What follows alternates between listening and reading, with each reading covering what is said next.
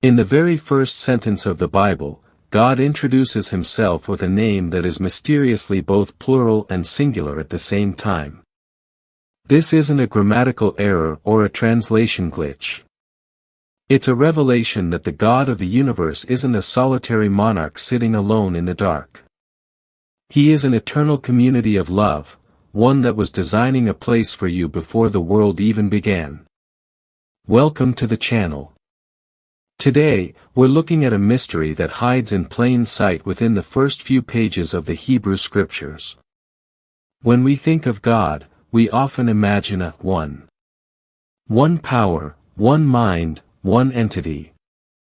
But when you peel back the layers of the original language, you find something much more complex and, frankly, much more beautiful. Why does the Bible start with a plural name for a single God? And if God exists as a we, what does that mean for you and me, creatures who often feel so deeply alone? We're going to unpack that today. If you've ever felt like the Bible is a bit of a puzzle, you're in the right place. We're here to help you find the depth without the confusion. So, before we dive into the mystery of the us relationship, hit that subscribe button and join our community. Let's get into the text. We live in an age of connected isolation. We have more followers and friends than ever, yet the feeling of being truly known is becoming a rare luxury. We struggle with loneliness not because we lack people around us, but because we've forgotten what we were made for. If God is a solitary individual, then we are just subjects to a king. But if God is a relationship, then you weren't created just to obey. You were created to belong. Understanding the us relationship in the heart of God changes how you look at your marriage, your friendships, and even how you treat yourself. It turns out, the Trinity isn't just a dusty theological math problem. It's the blueprint for human flourishing. To understand this, we have to go back to the beginning. The very first word for God in the Bible is Elohim. Now, if you were a Hebrew student, the first thing you'd notice about that word is the ending, im. In Hebrew, that's the plural suffix, like adding an s in English. Elohim literally translates to gods.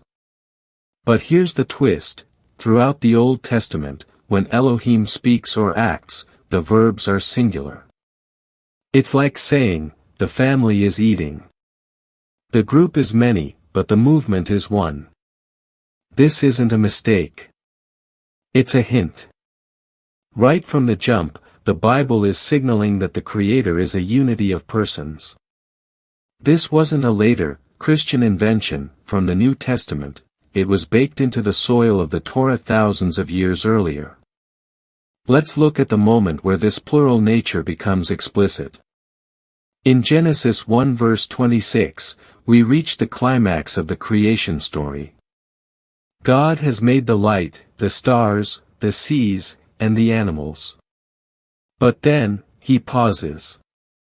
He doesn't say, I will make man.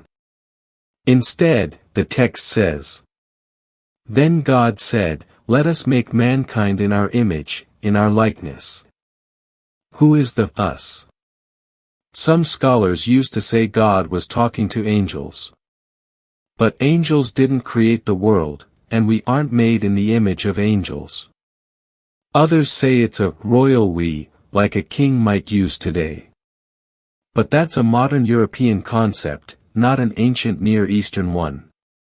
The most profound explanation is that we are witnessing a conversation. This is shared counsel. Within the one God, there is a Father, a Son, and a Spirit talking to each other. Before time existed, there was communication. There was a plan. There was a shared delight. When God decided to make you, it wasn't a unilateral decree from a lonely deity. It was a communal decision. You are the result of an eternal conversation. Now, you might be thinking, wait. Isn't the core of the Jewish and Christian faith that God is one? Absolutely. The most famous prayer in the Bible is the Shema, "Hear, O Israel, the Lord our God, the Lord is one." Deuteronomy 6 verse 4. But let's look at that word for, one, the Hebrew word ehad. In Hebrew, ehad doesn't always mean a mathematical one, like the number one. It often refers to a compound unity. Example 1, in Genesis 2 verse 24, it says a man and woman become one, ehad, flesh. Two people, one unit. Example 2, in the book of Ezra, the entire assembly of people is described as one, ehad, man. When the Bible says God is one, it's not saying he is a lonely one. It's saying he is a united one. He is a perfect, unbreakable, singular entity made of a shared life. Think of a cluster of grapes. It's one thing, but it's made of many parts. Or think of light. It's one beam, but if you pass it through a prism, you see the spectrum. God is the ultimate ehad, a perfect harmony of love.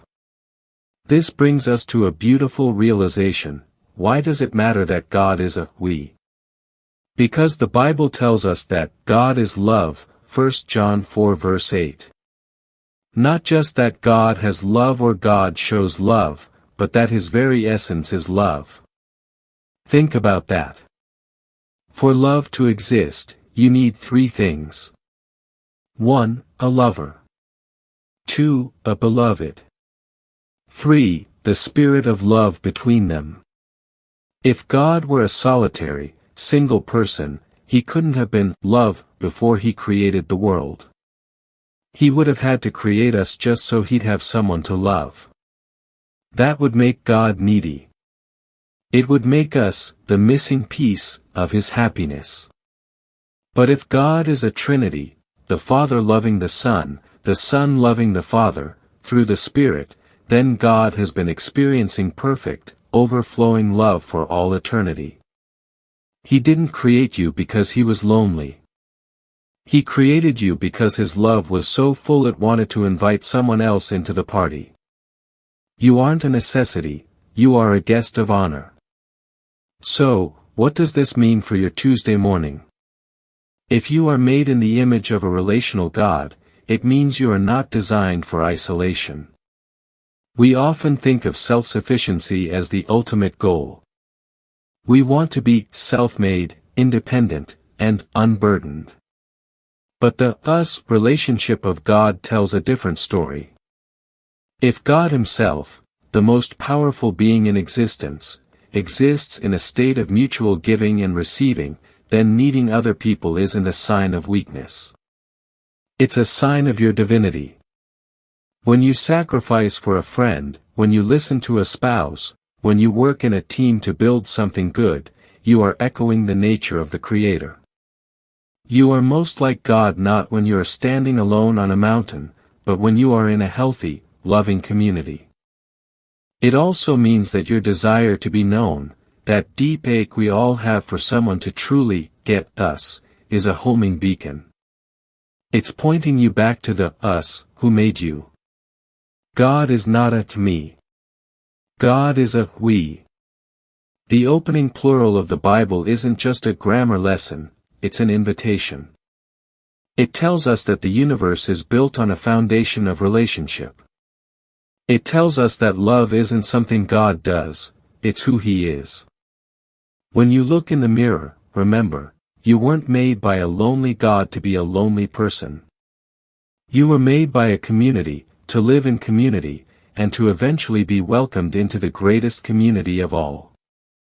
I know the concept of the Trinity can feel like a heavy topic, but I hope seeing it rooted in the very first verses of Genesis helps it feel a little more like home. If this perspective changed how you think about your own relationships, I'd love to hear about it in the comments. Do you find it harder to be independent or to lean on others? Let's start a conversation down there. If you enjoyed this deep dive, please hit the like button. It really helps a small channel like this reach more people. And subscribe if you want to keep exploring the depths of the Bible without the confusion. Thank you for watching, and remember, you were made by love, for love. I'll see you in the next video.